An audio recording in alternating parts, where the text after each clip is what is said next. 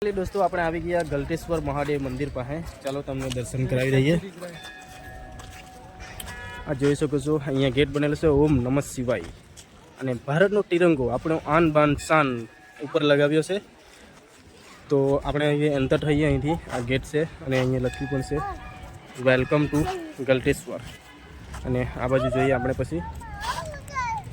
તો દોસ્તો આપણે ગેટની અંદર જઈએ હવે અને આ તમે જોઈ શકો છો ઓમ નમઃ શિવાય લખ્યું છે ગેટ પર પણ સુંદર બહુ ખતરનાક ગેટ બનાવવામાં આવેલો છે। અને આ બાજુ જોઈ શકો છો તમે અંદર આ બાજુ જુઓ ગાર્ડન બનાવેલો છે અંદર જેવું અંદર એન્ટર થઈએ ગેટની અંદર ગાર્ડન બનાવેલો છે નાના છોકરાઓ માટે રમવા માટે મજા પડી જાય તેવું।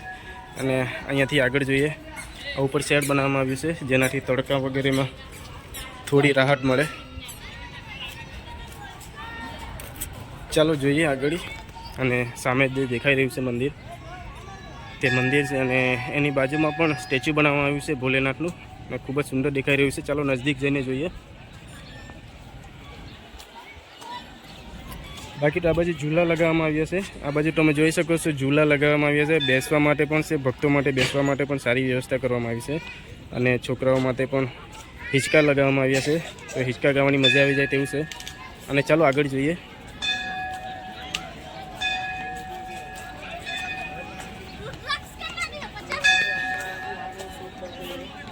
हर हर महादेव। हर हर महादेव। तुम भी बोलो हर हर महादेव। हर हर महादेव। चलिए। यार ऐसा क्यों होता है? हम जहाँ अच्छा सीन पाते हैं अपोजिट साइड क्यों आ जाता है शुरू? हाँ वो थोड़ा नाराज है। आ बाजू अहीं लगाव्યું છે ભોજનાલય હોલ પીવા માટે ઠંડુ પાણી। આ બાજુ પીવાની પાણીની વ્યવસ્થા પણ કરવામાં આવી છે અને તમે જોઈ શકો છો અહીંયા એક મંદિર છે અને આ બાજુ ચંપલ જૂતા રાખવાનું બનાવેલું છે સ્ટેન્ડ।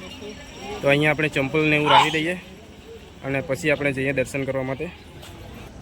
रहने दे मोजा ना।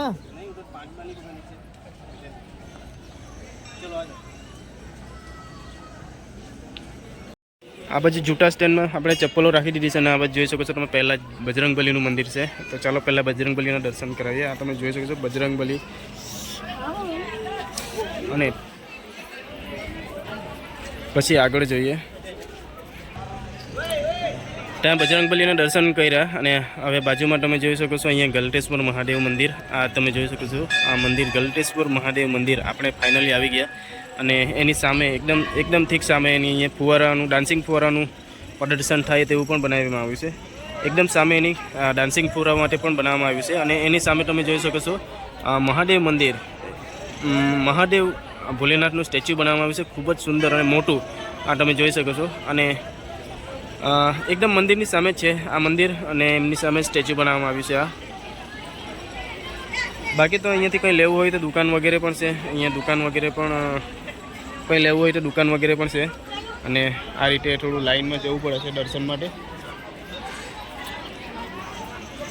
અને આ જે સ્ટેચ્યુ દેખાઈ રહ્યું છે એને સ્ટેચ્યુની પાછળ જે તમે દેખાઈ શકે તો હિમાલય બનાવવામાં આવ્યું છે જે પહાડ પર્વત બનાવવામાં આવ્યું છે કૈલાસ પર્વતની જેમ। મતલબ કૈલાસ પર્વતની જેમ જ સ્ટ્રક્ચર એનું બનાવવામાં આવ્યું છે। તો આ તે ત્યાંથી ગેટ પણ છે તેની અંદર પણ જવાય છે દર્શન કરવા માટે અંદર કંઈ જોવા માટે। તો આપણે ત્યાં પણ જઈશું પછી।